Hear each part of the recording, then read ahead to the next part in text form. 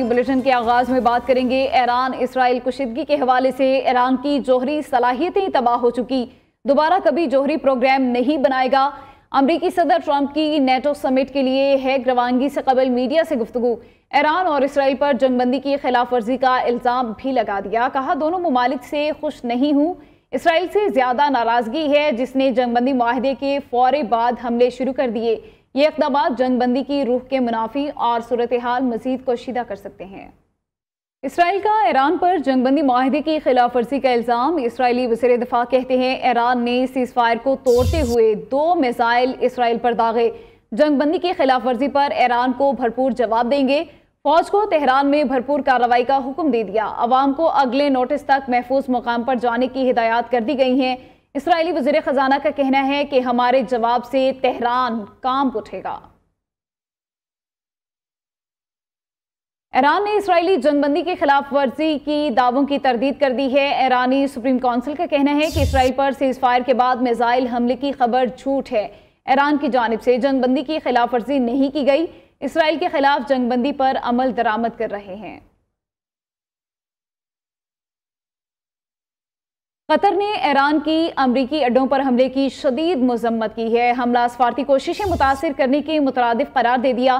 قطری وزیر اعظم شیخ محمد بن عبد الرحمن ال ثانی کی لبنانی ہم منصب کے ہمراہ نیوز کانفرنس میں ان کا کہنا تھا ایرانی حملہ ناقابل قبول اور سفارتی آداب کی خلاف ورزی ہیں، خطے میں امن چاہتے ہیں، اسرائیل اور ایران میں جنگ بندی کا خیر مقدم کرتے ہیں، خطے میں ہونے والی پیش رفت پر ذمہ داری کا مظاہرہ کرنا ہوگا، امید ہے اسرائیل اور ایران میں سیز فائر قائم رہے گا، غزہ میں جلد سے جلد جنگ بندی کی کوششیں ہو رہی ہیں۔ لبنان کے وزیر اعظم نواف الاسلام نے کہا ایران پر اسرائیلی حملہ عالمی قوانین کی خلاف ورزی ہے، اسرائیلی فوج کے مکمل انخلاء تک امن ممکن نہیں ہے، ایران کی خود مختاری کو کسی صورت نقصان نہیں ہونا چاہیے۔ ایران اور اسرائیل نے جنگ بندی کے نفاذ کا اعلان کر دیا، امریکی صدر کا کہنا ہے ایران اور اسرائیل کے درمیان مکمل اور حتمی جنگ بندی پر عمل درآمد ہو گیا ہے، کوئی فریق بھی سیز فائر کی خلاف ورزی نہ کرے، دونوں قومیں مستقبل میں محبت، امن اور خوشحالی دیکھیں گی، دنیا اور مشرق وسطیٰ فاتح ہے، اگر یہ درست راستے سے ہٹ گئے تو بہت کھوئیں گے۔ امریکی میڈیا کے مطابق ایران اسرائیل جنگ بندی میں قطر نے اہم سفارتی کردار ادا کیا ہے، تفصیلات اس رپورٹ میں۔ ایران اور اسرائیل کی 12 روزہ جنگ کا اختتام، امریکی صدر ڈونلڈ ٹرمپ نے دونوں ممالک کے درمیان سیز فائر معاہدے پر عمل درآمد کے آغاز کا اعلان کیا۔ امریکی صدر کا کہنا ہے کہ دونوں ممالک کے درمیان سیز فائر کا آغاز ہو گیا ہے، برائے مہربانی کوئی فریق خلاف ورزی نہ کرے، جنگ بندی کے دوران فریقین ایک دوسرے کا احترام کریں، دونوں قومیں مستقبل میں محبت، امن اور خوشحالی دیکھیں گی۔ ٹرمپ کا کہنا تھا کہ ایک ایسی جنگ ہے جو برسوں رہ سکتی تھی، یہ جنگ پورے مشرق وسطیٰ کو تباہ کر سکتی تھی، لیکن ایسا نہیں ہوا اور کبھی نہیں ہوگا۔ اسرائیل اور ایران دونوں میرے پاس آئے تھے اور امن کی بات کی تھی، اگر یہ درست راستے سے ہٹ گئے تو بہت کچھ کھوئیں گے۔ ٹرمپ نے دونوں ممالک کی قیادت کو ہمت، استقامت اور دانش مندی پر مبارکباد دی اور کہا کہ دنیا ایک بڑے سانے سے بچ گئی ہے، خدا ایران، اسرائیل، مشرق وسطیٰ، امریکہ اور پوری دنیا پر رحم کرے۔ امریکی میڈیا نے دعویٰ کیا ہے کہ ایران اور اسرائیل کے درمیان ممکنہ جنگ بندی کے معاہدے میں قطر نے اہم سفارتی کردار ادا کیا ہے۔ ذرائع کے مطابق قطری وزیر اعظم شیخ محمد بن عبد الرحمن ال ثانی نے اس معاہدے کو طے کروانے میں براہ راست مداخلت کی۔ ناظرین، اسرائیلی فضائی حملوں میں گزشتہ 12 دنوں کے دوران کم از کم 610 ایرانی شہری ہلاک اور 4746 زخمی ہوئے۔ ایرانی وزارت صحت کے ترجمان حسین کرمانپور کے مطابق 971 افراد اب بھی ہسپتالوں میں زیر علاج ہیں، ہلاک ہونے والوں میں 13 بچے بھی شامل ہیں، حملوں میں 49 خواتین بھی جاں بحق ہوئی۔ ترجمان نے مزید بتایا کہ 5 طبی اہلکار بھی حملوں میں جاں بحق جبکہ 20 زخمی ہوئے، 7 ہسپتال، 6 ایمرجنسی مراکز، 4 کلینکس اور 9 ایمبولینسز بھی حملوں سے متاثر ہوئی ہیں۔ وزیر اعظم سے قطر، سعودی اور چینی سفراء کی ملاقاتیں، شہباز شریف نے کہا مشرق وسطیٰ میں پائیدار امن کا واحد راستہ مذاکرات ہی ہیں، پاکستان ہمیشہ مذاکرات اور سفارتکاری کے ذریعے قیام امن کا حمایتی رہا ہے، پاکستان مذاکرات کے ذریعے خطے میں قیام امن کے لیے سعودی عرب کے ساتھ مل کر کام کرتا رہے گا۔ اسلام آباد سے یہ رپورٹ ملاحظہ کیجیے۔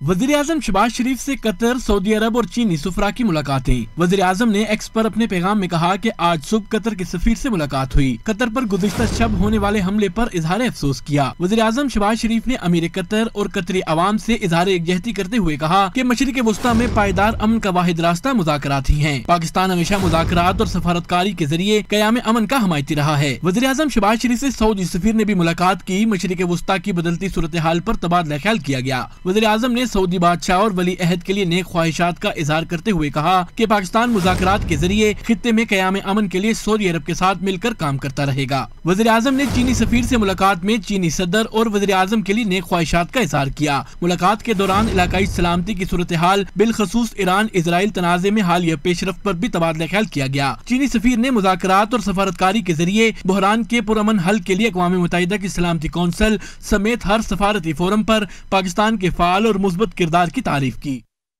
ईरान इसराइल सीज़फायर खुशाइंद बात है। ईरान का हौसला काबिल तारीफ है। ईरान ने अपने से कहीं ज्यादा मुसल्लह दुश्मन का मुकाबला किया। ख्वाजा आसिफ का पार्लियामेंट में मीडिया से गुफ्तगू में कहना था कि ईरान की लीडरशिप और आवाम के हौसले को खराज तहसीन पेश करता हूँ। खुशाइंद बात है और मैं समझता हूँ कि ईरान की मुस्तकिल मजाजी उसका हौसला जो है ना उसकी फतह है कि जिस तरह उन्होंने अपने से कहीं ज़्यादा मुसल्लह दुश्मन का मुकाबला किया और एक नहायत ही जारहाना माहौल में उन्होंने अपने मुल्क का दिफा किया। मैं ईरान की लीडरशिप को, ईरानी अवाम के हौसले को खराज तहसीन पेश करता हूँ। ये रीसेंट पास्ट में जो माजी करीब के अंदर मुसलमानों को 2 फतह नसीब हुई, अल्लाह ताला ने मेहरबानी की है कि पाकिस्तान को भारत पे फतह दी है और आज जो है जंगबंदी जो है वो इस बात का सबूत है। जो लोग कहते थे कि उनकी तमाम फैसिलिटीज़ हमने तबाह कर दी हैं, जो लोग कहते थे, इजरायली जो कहते थे कि हमने ये कर दिया वो कर दिया, बड़े बड़े दावे करते थे, आज जंगबंदी इस बात का सबूत है कि फ़तह जो है वो ईरानी अवाम के, उनकी लीडरशिप के हौसले की हुई है। बेशुमार कुर्बानियों। और अब आपको बताएं, ईरान इसराइल जंगबंदी ऐलान के बाद आलमी मंडी में खाम तेल की कीमतों में बड़ी कमी आई है। जंगबंदी ऐलान के बाद आलमी मंडी में खाम तेल ब्रांड की कीमत तकरीबन 9% गिर गई है, जिसके बाद खाम तेल ब्रांड की कीमत $70 फी बैरल पर आ गई। रिपोर्ट के मुताबिक आलमी मंडी में WTI खाम तेल की कीमत 7.22% कम होकर $68.51 फी बैरल पर आ गई। ईरान पर अमरीकी हमले के बाद गुज़िश्ता रोज़ आबनाए हरमस के खदशे के पेश नज़र आलमी मार्केट में तेल की कीमतों में इजाफा देखने में आया था। ताहम कतर और इराक में अमरीकी अड्डों पर ईरान के जवाबी हमलों के बाद तेल की आलमी कीमतों में 5% कमी हुई है।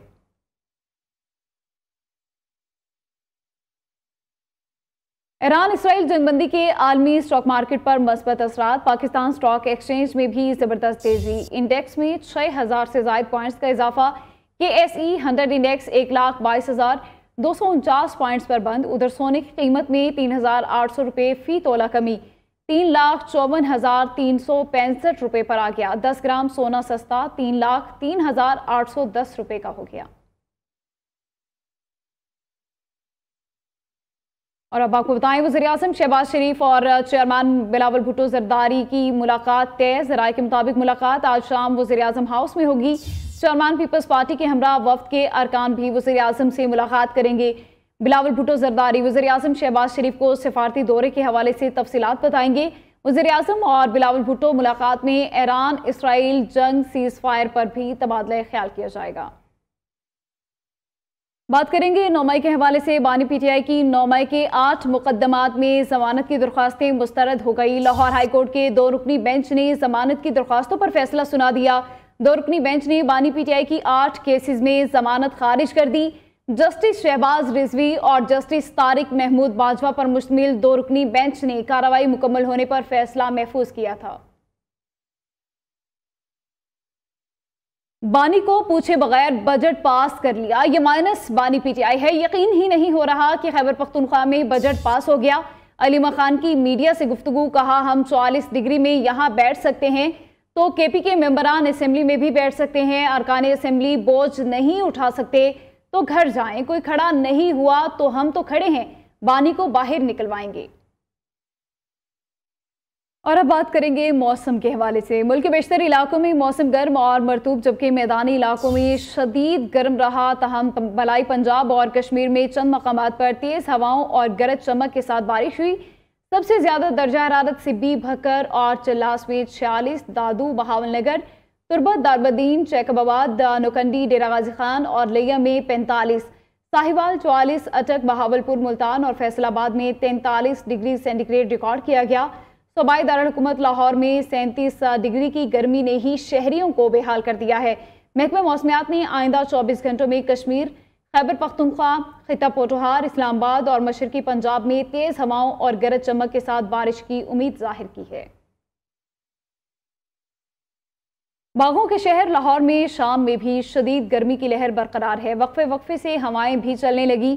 محکمہ موسمیات کی جانب سے آئندہ 24 گھنٹوں میں بارش کی پیشگوئی کی گئی ہے۔ موسم کی مزید صورتحال بتا رہی ہیں نمائندہ لاہور ثنا علی۔ جی ثنا۔ ہاں جی بالکل، موسم کی بات کی جائے تو صوبائی دارالحکومت لاہور میں آج صبح سے آسمان پر بادلوں اور سورج کے درمیان آنکھ مچولی کا سلسلہ جاری ہے، جبکہ شہر میں وقفے وقفے سے ہوائیں بھی چل رہی ہیں، مگر ہوائیں چلنے کے باوجود شدید گرمی اور حبس کی لہر برقرار ہے۔ اور اگر درجہ حرارت کی بات کی جائے تو شہر کا جو موجودہ درجہ حرارت ہے وہ 36 ڈگری سینٹی گریڈ ریکارڈ کیا جا رہا ہے، جبکہ محسوس 47 ڈگری سینٹی گریڈ کیا جا رہا ہے۔ پنجاب کے بیشتر اضلاع میں 25 جون سے 1 جولائی تک بارشوں کی پیش گوئی کی گئی اور طبی ماہرین کا کہنا ہے شدید گرمی کے موسم میں گھروں سے غیر ضروری مت نکلیں، پانی کا استعمال زیادہ سے زیادہ کریں، اور محکمہ موسمیات نے آئندہ 24 گھنٹے کے دوران بھی بارش کی نوید سنائی ہے۔ جی محرم الحرام کے حوالے سے وزیر اعلیٰ پنجاب مریم نواز کی زیر صدارت محرم الحرام کے انتظامات کے لیے خصوصی اجلاس میں اہم فیصلے۔ وزیر اعلیٰ نے انتظامیہ سے فوری ہنگامی پلان طلب کر لیا۔ کوڈ آف کنڈکٹ پر عمل درآمد یقینی بنانے کا حکم، خلاف ورزی پر زیرو ٹالرنس کی ہدایت، سوشل میڈیا پر نفرت انگیز مواد پھیلانے والوں کو فوری گرفتار کرنے اور پوسٹر آویزاں کرنے پر پابندی یقینی بنانے کا حکم دے دیا گیا ہے۔ محرم کے جلوس اور مجالس کے لیے یکساں طرز پر سبیلیں لگانے کا حکم دیا گیا۔ نیوز اسٹوڈیو سے فی الحال اتنا ہی، آپ دیکھتے رہیے نیو نیوز۔